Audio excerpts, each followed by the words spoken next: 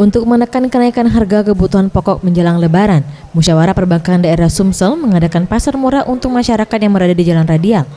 Pasar murah yang dihadiri oleh perwakilan bank di Palembang ini disambut antusias oleh warga sekitar. Kepala Perwakilan BI Sumsel, Rudi Kairudin, mengatakan, dengan hadirnya pasar murah ini, setidaknya dapat menekan laju inflasi terkait permintaan barang di pasaran selama puasa dan menjelang Lebaran. Dengan murahnya harga yang dijual, setidaknya dapat membantu masyarakat untuk memenuhi kebutuhannya menjelang Lebaran.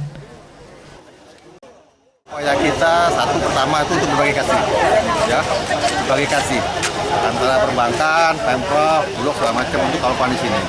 Keduanya, tadi kita kan inflasi itu coba untuk mengurangi tekanan pembelian.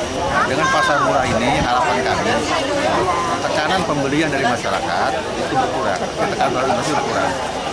Ujungnya itu baik. Makanya harapan jadi dengan berbagi kasih.